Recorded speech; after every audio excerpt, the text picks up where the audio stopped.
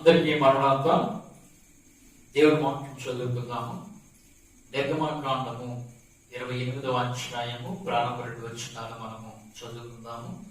మరియు నాకు యాజకత్వం చేయుటకే నీ సహోదరుడైన అహరోనును అతని కుమారులను అనగా అహరోను కుమారులైన నాదాబును అబీహును ఎలియాజారును ఈతామారును ఇశ్రాయేలులో నుండి నీ యొద్దకు పిలిపింపుము. అతనికి అలంకారమును ఘనతయు కలుగునట్లు నీ సహోదరుడైన అహరోనుకు ప్రతిష్ఠిత వస్త్రములను కుట్టవలెను. ప్రార్థన చేసుకుందాం. మొబరలికిలిగా ప్రేమించిన మా పరలోకపు తండ్రి, నీ ఘనమైన అపరంచి పాదాలకు వందనాలు చెల్లిస్తూ ఉన్నా.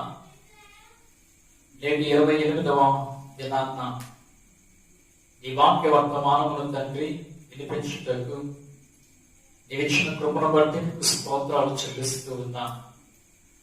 మా మీదుగా గడిచిన 27 దినాలు దొరికింపచేసి దివ్యమైన దైవ సందేశములను దైవ యాచకుల ద్వారా మీరు వర్తమానమును తండ్రి వినిపించి నేటి 28వ దినాన్న ప్రధాన యాచకుడిగా ప్రత్యేకంగా నీవు అహరోనును తండ్రి, అహరోను యొక్క బిడ్డలైన వారిని నువ్వు ఏర్పాటు చేసుకొని వారి కొరకు ప్రతిష్ఠితమైనటువంటి వస్త్రాలను తండ్రి కుట్టవలని నీవు ఆజ్ఞ ఇచ్చుటను బట్టి దేవానికి స్తోత్రాలు చెల్లిస్తూ ఉన్నా.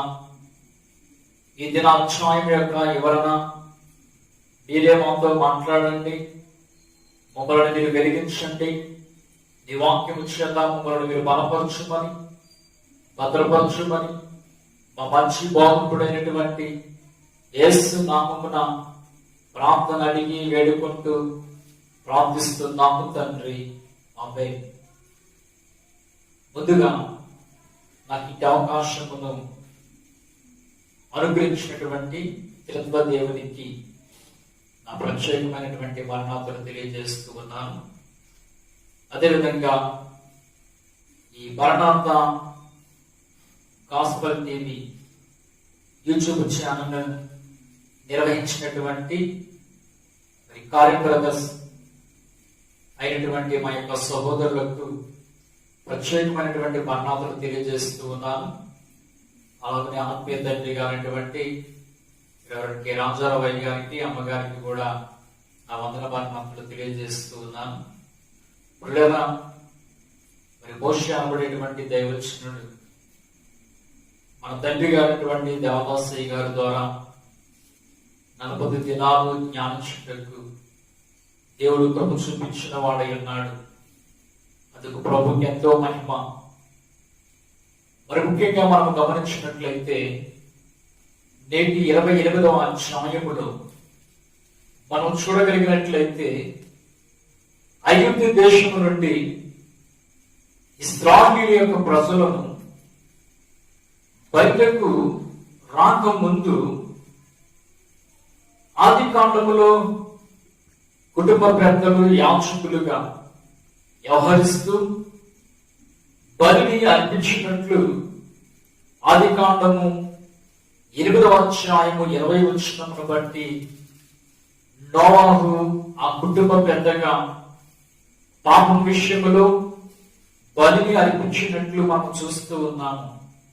అనంతరము నిర్గమకాండ గ్రంథ కాలములో ఇశ్రాయేలు యొక్క జాతంతటికి కూడా యాజకులుగా వ్యవహరించడానికి దేవుడు ప్రత్యేకంగా కుటుంబాన్ని ఎన్నుకున్నట్లుగా మనం చూస్తూ ఉన్నాం.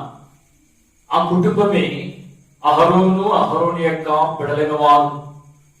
అహరోను అనగా వెలుగునిచ్చువాడు, అనగా కాంతి గలవాడు అని అర్థం మనకు కనబడుతూ ఉంది. మరి ముఖ్యంగా మనం గమనిస్తే అహరోను లేవి గోత్రానికి చెందినవాడు. అహరోను యొక్క సోదరుడు మోషే, సోదరుమని మిరియాము మనం ఎరిగిన వారమై ఉన్నట్లుగా మనం చూస్తూ ఉన్నాం. పురిగల అహరోను వివాహము చేసుకొని 4 సంతానమును కలిగి ఉన్నట్లుగా పరిశుద్ధ గ్రంథమైనటువంటి నిర్గమాకాండము 6వ అధ్యాయము 23వ వచనములో మనం చూస్తూ ఉన్నాం. ఒకసారి మనం ఆ మాటను చదువుకున్నట్లయితే, అహరోను అబీనాదాబు కుమార్తెయు నయసోను సహోదరుడైన ఎలీషాబాను పెళ్లి చేసుకొనెను. ఆమె అతనికి నాదాబును ఆమె అనగా అహరోను యొక్క భార్య మొదటిగా నాదాబాను, అబీహును, ఎలియాజారును, ఈతామారును కనెను. బిడ్డలా గమనించండి, నాదాబు అనగా ధారాళముగా. మనము నాదాబు అనబడేటువంటి అర్థాన్ని మనం చూసినట్లయితే ధారాళముగా. నేటి దినాన్న నాదాబు వలె మనము దేవునికి ధారాళముగా ఆరాధన చేయగలిగేటువంటి వారమై ఉండాలని నేను మీకు తెలియజేస్తూ ఉన్నాను. రెండవ కుమారుడు అబేవు అనగా దేవుని తండ్రి అనేటువంటి అర్థాన్ని ఇక్కడ మనము కలిగి ఉన్నట్లుగా మనం చూస్తూ ఉన్నాం. మూడవ వాడుగా ఎలియాషురు అనగా దేవుని సహాయం చేయువాడు అని ఇక్కడ మనము గమనించగలుగుతూ ఉన్నాం. నాలుగవది ఈతామారు అనగా అడవి వృక్షము గల దేశము అనేటువంటి అర్థము ఇక్కడ మనము చూస్తూ ఉన్నటువంటి వారమై ఉంటూ ఉన్నాం. కదా గమనించండి, నేటి దినమున దేవుడు అహరోనుకు ప్రతిష్ఠించగలిగేటువంటి వస్త్రాన్ని మరి కుట్టమని దేవుడు ఆజ్ఞ ఇక్కడ మనం చూస్తున్నటువంటి వారమై ఉన్నాం. ఎప్పుడు శరీరమునకు ఎత్తి భాగములో ధరించినటువంటి వస్త్రము లాంటిది అని బైబిల్ మనకి బోధిస్తూ ఉంది. ఇప్పుడు ఆ వస్త్రం అంట బహుశా బంగారముతోను, మరి ముఖ్యముగా నీల, ద్రోమ, రక్త, ద్రవల వర్ణములు గల పేరిన సన్న నారుతోనూ ఆ వస్త్రము చేయబడినదై ఉన్నట్లు వాక్యం మనకి సెలవిస్తూ ఉంది. పిల్లరా, నేడు దినమున ఆది కాండములో యాజకులు లేనప్పుడు ఆ కుటుంబ పెద్దే పాపము విషయములో బలిని దేవుడికి అర్పించిన వాడుగా మనము చూశాము. నేటి కాల నిర్గమాకాండము గ్రంథకాలములో ఇశ్రాయేలు ప్రజలంతటికీ కూడా ఒక యాజకుడు అవసరమని దేవుడు మరి ముఖ్యముగా లేవి యొక్క గోత్రము నుండి మరి కలిగినటువంటి అహరోనును ప్రత్యేకంగా మరి యాజకుడిగా మరి ప్రతిష్ఠించుటట్టు, వారికి ప్రధాన యాజకుడిగా అభిషేకించుటట్టు మరి ప్రతిష్టమైన వస్త్రమును వారికి అనుగ్రహించినట్లు మనం చూస్తూ ఉన్నాం. ఈ నిర్గమాకాండము 28వ అధ్యాయము కనుక మనం చూస్తే 30వ వచనములో మరి రెండు విషయాలు అక్కడ మనకు కనబడుతుంది.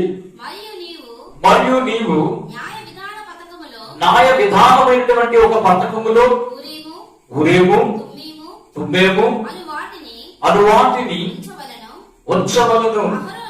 అహరోను యెహోవా సన్నిధికి వెళ్ళినప్పుడు అవి అతని రొమ్మున ఉండునట్లు అహరోను యెహోవా సన్నిధిని తన రొమ్మున ఇశ్రాయేలీల న్యాయ విధానమును చూడండి నిత్యము భరించినట్లుగా మనం చూస్తూ ఉన్నాం. ఊరేము అనగా మరి వెలుగు, జ్యోతుల కాంతి అని అర్థం కనబడుతూ ఉంది. రెండవది తుమ్మేము అనగా సంపూర్ణత. మనం గమనించినట్లయితే యేసు వెలుగునై ఉన్నాడు, యేసు సంపూర్ణత కలిగేటువంటి వాడై ఉన్నట్లుగా దీనికి సాదృశ్యము మనము చూడగలుగుతూ ఉన్నాం. ఎప్పుడు అనగా యాజకుని యొక్క నరికట్టు అని అర్థము మనకు కనబడుతూ ఉంది. నేడు దినమందు మనము గమనించినట్లయితే అహరోను వెలుగునిచ్చేవాడుగా మన ఎదుట కనబడుతూ ఉన్నాడు కనుక వెలుగునిచ్చిన అహరోను ప్రధాన యాజకుడిగా వస్త్రాన్ని మరి కలిగి ఉన్నట్లుగా పరిశుద్ధ గ్రంథములో మనం చూడగలుగుతూ ఉన్నాం. మరి నిర్గమాకాండ గ్రంథము కాలములో ఇశ్రాయేలు ప్రజలకు దేవుడు యాజకుడు నియమించినట్లుగా బహుశా నేటి దినాల్లో మనము యాజకులముగా దేవుడు మనకు ప్రత్యేకమైనటువంటి కొన్ని వస్త్రాలను కూడా మరి బహుకరించినట్లు మనము దైవ గ్రంథము నుండి అనేక విషయాల ద్వారా గమనించగలుగుతూ ఉన్నాం. పిల్లరా, మనము ఈ యొక్క మోషే అనబడేటువంటి దైవజనుడు ఇశ్రాయేలు యొక్క ప్రజలను మరి ఒకే తాటిపై మరి నడిపించవలసినటువంటి మరి పరిస్థితుల యందు వారు ఏ రీతిగా నడవగలుగుతూ ఉన్నారో మనము నేటి దినమున దేవుని యొక్క మార్గములో నడిచి దేవునికి మహిమపరచగలిగేటువంటి గొప్ప అనుభవాన్ని నేటి దినమందు మనము కలిగి ఉండాలని దేవుడు చక్కని ఉద్దేశాన్ని బయలుపరుస్తూ ఉన్నాడు. ఆ కనుక మనం గమనించినట్లయితే ఈ అహరోనుకు ప్రతిష్ఠత కలిగేటువంటి వస్త్రములు ఈ యొక్క ఎపోదు నిలువుటంగి నీలము రంగుతో మరి అమర్చబడి కొట్టబడి ఉన్నట్లుగా పరిశుద్ధ గ్రంథము మనకు బయలుపరుస్తూ ఉంది.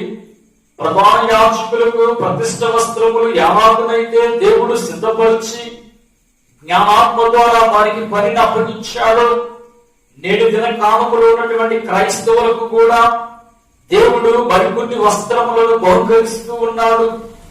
ఆ వస్త్రములు మనము జాగ్రత్తగా గమనించినట్లయితే బహుశా వస్త్రములు మనమును కూడా కలిగిన వారమైతే మరి పరలోక రాజ్యములో మనము ప్రవేశించి ప్రభు యొక్క కుడిపార్శ్వమందు మనము కూర్చోగలుగుతామని మరి ప్రతి ఒక్కరు కూడా ఆలోచన చేయాలి. పిల్లల ఆ వస్త్రములు ఏంటి అనేది మనము ఆలోచన చేసినట్లయితే ఇక్కడ మీకు 7 వస్త్రాలు వాటి గురించి మాట్లాడాలి లేదా బోధించాలని నేను ఆశపడుతూ ఉన్నాను. ఆ 7 వస్త్రాల్లో మొదటి వస్త్రము రక్షణ కలిగేటువంటి వస్త్రము, రెండవ వస్త్రము నీతి వస్త్రము, మూడవ వస్త్రము స్తుతి అనబడేటువంటి వస్త్రము, నాలుగోదిగా చూస్తే సంతోష వస్త్రము, ఐదవ విషయానికి వస్తే కనుక ప్రశస్తమైన వస్త్రము, ఆరోది సుందరమైన వస్త్రము, చివరిగా 7వది పెళ్లి వస్త్రము. ఈ 7 వస్త్రములు కూడా పెళ్లి కుమార్తె యొక్క వరుసలో ఉన్న సంఘమంతయు కూడా ధరించవలసిన అవసరత ఎంతైనా కనబడుతూ ఉంది. ఈ భయంకరమైనటువంటి మహమ్మారి యొక్క మరి దినములలో మనము ఈ వస్త్రములు కనుక కలిగి ఉంటే దేవుడు కుడి పార్శ్వమున మనము కూర్చోగలుగుతాము. ఆయన సెలవించినట్లు నిర్గమాకాండములో 15వ అధ్యాయము 26వ వచనములో అక్కడ రాయబడిన మాట ఏమిటి అంటే, అక్కడ మనం గమనించినట్లయితే కనుక నేను నీ దేవుడైన యెహోవా వాక్కును చూడండి, ఎవరైతే శ్రద్ధగా విని ఆయన దృష్టికి న్యాయమైనది చేసి ఆయన ఆజ్ఞలకు విధేయులై ఆయన కట్టడాలన్నిటినీ ఎవరైతే అనుసరించి నడుస్తూ ఉంటారో నేను ఐగుప్తీయులకు కలగజేసిన రోగములలో ఏది నీకు రానివ్వని దేవుడు వాగ్దానం ఇచ్చినట్లుగా మనం చూస్తూ ఉన్నాం. చూడండి, పిదప ఆయన చెప్పిన మాట ఏంటంటే స్వస్థపరిచిన యెహోవాను అయినే. స్వస్థపరిచిన దేవుడు మనకున్నాడు. కాబట్టి పిల్లరా, మనము ఈ వస్త్రాలు కలిగి స్వస్థపరిచిన దేవుణ్ణి మనం ఎంతగానో మహిమపరచవలసిన వారమై ఉంటూ ఉన్నాము. మొట్టమొదటిగా మనం చెప్పుకున్నట్లు రక్షణ వస్త్రములు అనగా యెషయా గ్రంథము 61వ అధ్యాయము 10వ వచనములో మనం చూసినట్లయితే శృంగారమైనటువంటి పాగా ధరించుకొనిన పెళ్లి కుమారుని రీతిగాను ఆభరణములతో అలంకరించుకున్న పెళ్లి కుమార్తె రీతిగాను ఆయన రక్షణ వస్త్రములను చూడండి పిల్లరా, పెళ్లి కుమారుడు ధరించుకున్న వస్త్రాలు పెళ్లి కుమార్తె ధరించుకున్నటువంటి ఆభరణాలు ఏ రీతిగా చూడడానికి ఆకర్షణమైనటువంటి స్థితి కనబడుతుందో, నేటి క్రైస్తవులు దేవుని యొక్క బిడ్డలమైనటువంటి మనము రక్షణ అనబడేటువంటి వస్త్రాన్ని కలిగి దేవుణ్ణి ఆనందింపచేయగలిగేటువంటి వారమై ఉండాలని ప్రభు యొక్క ముఖ్య ఉద్దేశము. ఏడు దినమున ఆ వస్త్రముల ద్వారా మనము కలిగి ఉన్నట్లు ప్రభు ఇక్కడ మనకు తెలియజేస్తూ ఉన్నాడు. మరి ముఖ్యముగా రెండో విషయాన్ని మనం చూస్తున్నట్లయితే, రెండో వస్త్రము ఏ వస్త్రం అనగా నీతి అనబడేటువంటి వస్త్రము. యోబు గ్రంథములో 29వ అధ్యాయము 14వ వచనము కనుక మనం చూసినట్లయితే, అక్కడ రాయబడ్డ మాట ప్రకారముగా మనము గమనించినట్లయితే, నేను నీతిని వస్త్రములుగా ధరించుకుని కనుక అది నన్ను ధరించును. ప్రియులారా, మనము నీతి అనబడేటువంటి వస్త్రాలు కలిగి ఉంటే దేవుడిని మనము ధరించుకున్నట్లే, అలాగే మనల్ని కూడా దేవుడు ధరించుకున్నట్లే అన్నటువంటి భావము, అర్థము మనము చదవబడేటువంటి వాక్యము నుండి మనము గమనించగలుగుతున్నాము. ప్రవక్త యెషయా అంటాడు, నీ నీతి బురుకు గుడ్డవలే అగుపడుచున్నదని. యెషయా చెప్పిన మాదిరిగా కాక దేవుడు చెప్పిన మాదిరిగా మనము నీతి అనబడేటువంటి వస్త్రమును పైన కప్పుకొని దేవుని యొక్క నిత్యరాజ్యములో వారసులుగా మనము ఉండాలని ప్రభువు ఆశపడుతూ ఉన్నాడు. అందుకే మత్తయి సువార్తలో మొదటి రాజ్యమును నీతిని వెతకమని ఆయన కొత్త నిబంధన గ్రంథములో మనకు తెలియపరచుటకు ఎంతో సంతోషిస్తూ ఉన్నట్లు మనం చూస్తూ ఉన్నాం. ప్రియుడా, మూడవ యొక్క వస్త్రము స్తుతి అనబడేటువంటి వస్త్రము. యెషయా గ్రంథము 61వ అధ్యాయము 3వ వచనము కనుక మనం ఒకసారి చదువుకున్నట్లయితే, గమనించండి, సియోనులో ఎవరైతే బాధపడుతున్నారో, దుఃఖిస్తున్నారో, ఏడుస్తున్నారో వారికి చూసారా, ఎవరు బాధలో ఉన్నా దేవుడు వారిని ఆనందపరచడానికి, దేవుడు వారిని సంతోషపెట్టడానికి, దేవుడు వారికి ఉల్లాస వస్త్రములను ధరింపచేయడానికి, బూడిదకు ప్రతిగా భూదండనను, దుఃఖమునకు ప్రతిగా ఆనంద తైలమును, భారభరితమైన ఆత్మకు ప్రతిగా స్తుతి వస్త్రములను వారికి ఇవ్వడానికి,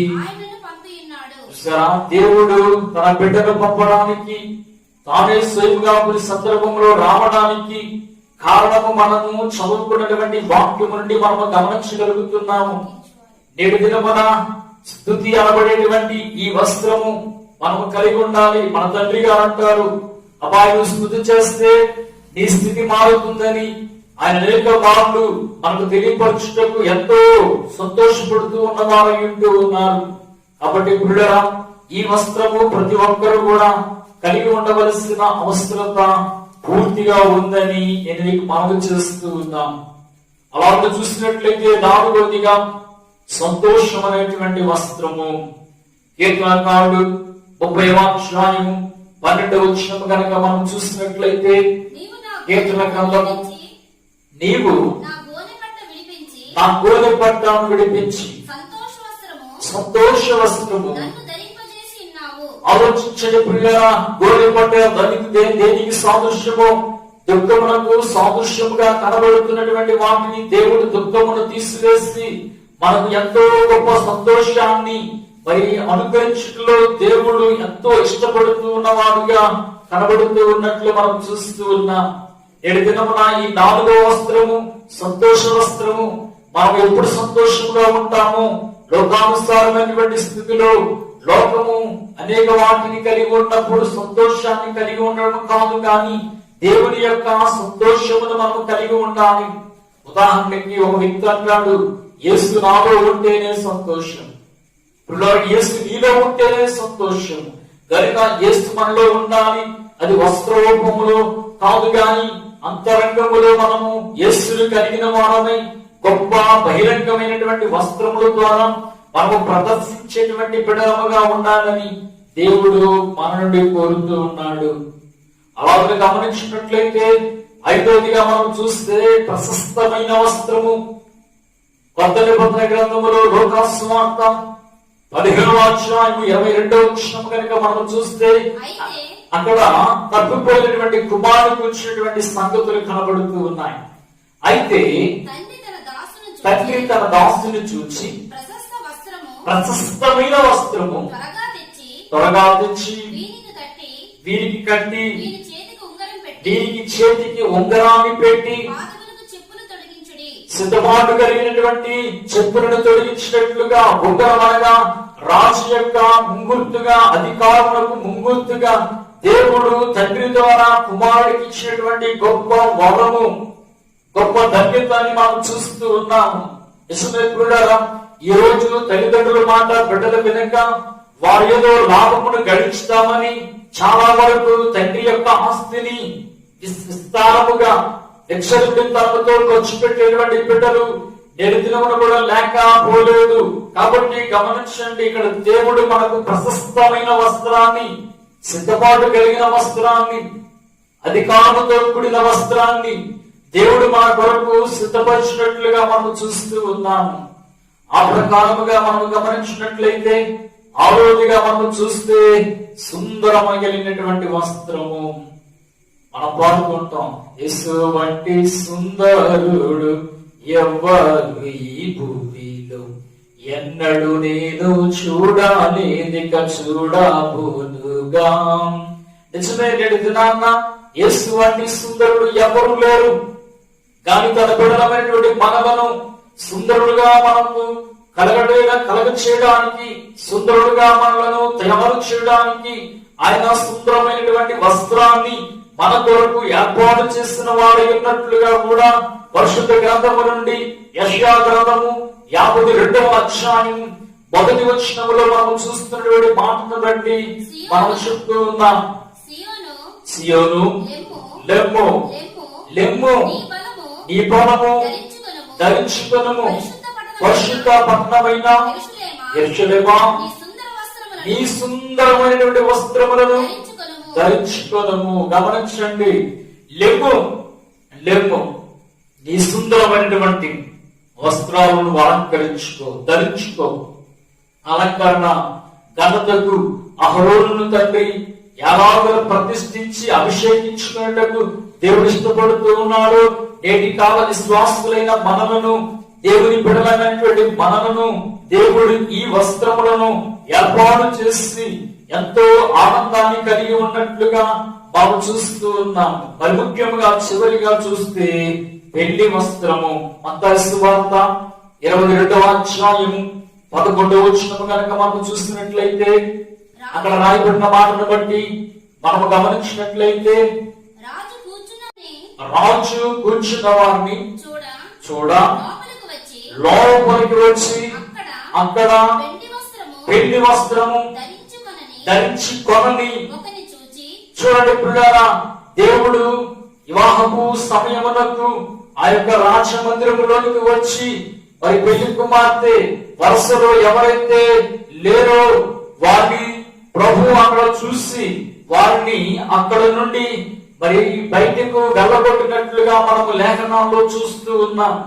ఇక మనం గమనిస్తే ప్రకటన గ్రంథము 4వ అధ్యాయం 4వ వచనములో కూడా ఒక విషయాన్ని అక్కడ దేవుడు మనకి తెలియజేస్తూ ఉన్నాడు. ప్రకటన గ్రంథము 4వ అధ్యాయం 4వ వచనములో చూస్తే సింహాసనము చుట్టూ 24 సింహాసనములుండెను. ఆ సింహాసనమునందు 24 పెద్దలు. చూడండి, పెళ్లి వస్త్రము ఎంత తెల్లగా ఉన్నటువంటి వస్త్రములు వాటిని ధరించుకొని తమ తలల మీద సువర్ణ కిరీటమును పెట్టుకున్నవారే. చూసారా, దేవుడు సెలవిచ్చిన ప్రతి మాట మనము గమనించినట్లయితే ఈ దినాన్న 28వ అధ్యాయములో ప్రధాన యాజకుడిగా అహరోను బిడ్డలను దేవుడు ఎలా ఏర్పాటు చేసుకొని ప్రతిష్టమైనటువంటి వస్త్రాన్ని, ఆ వస్త్రము ఎంత విలువైనదో, ఆ వస్త్రము అసలు యాజకుడు అనగా దేవుడు పరిచర్య చేసి ప్రజల పక్షముగా దేవునితో మరి మాట్లాడేటువంటి వ్యక్తిగా ఉన్నవాడిగా మనము గమనించిన వారమై ఉన్నాము. ఈ దినాన్న ప్రతి బిడ్డకు కూడా ఇన్ని వస్త్రాలు దేవుడు సిద్ధపరిచిన వాడై ఉన్నాడు. ఆ వస్త్రాలు మనము కలిగి ప్రభు యొక్క నిత్య రాజ్యములో పెళ్లి కుమార్తె యొక్క వరసలో దేవుని సముఖమునందు మనము ఆనందించేటువంటి గొప్ప అనుభవమును నేడు దినమున మనము కలిగి ఉండాలని ప్రభు మన నుండి ఆశిస్తూ ఉన్నాడు.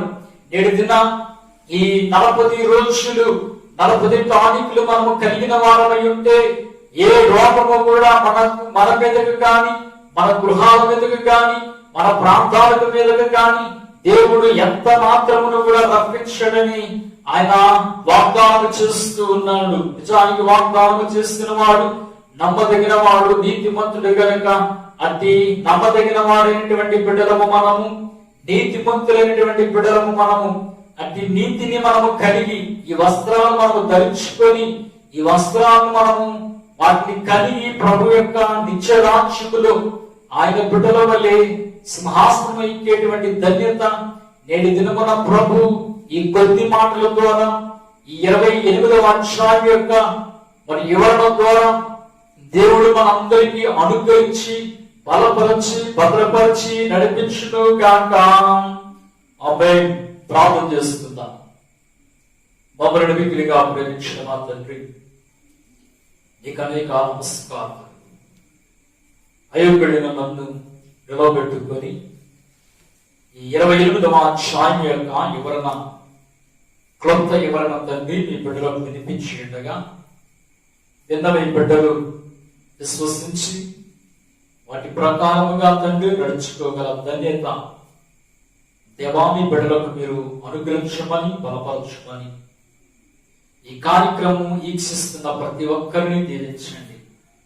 ముఖ్యముగా ఏర్పాటు చేసి నిర్వహిస్తున్నటువంటి ప్రియులు మా సహోదరులు రెవరెండ్ కె మర్నాథయ్య గారిని, మరి కార్యక్రదర్శి అయినటువంటి మిగిలిన సోదరులను మీరు బహుగా దీవించి మరి గొప్ప పరిచర్య మరి ప్రభు నామమును బట్టి విస్తరింపచేయుటకు మీ కృప చూపించమని యేసయ్య శ్రేష్ఠ నామమున మా ప్రార్థన అంగీకరించమని ప్రతిమలాడుచు వేడుకుంటూ ప్రార్థిస్తున్నాము తండ్రి. ఆమేన్, ఆమేన్, ఆమేన్. అందరికీ మరణాత.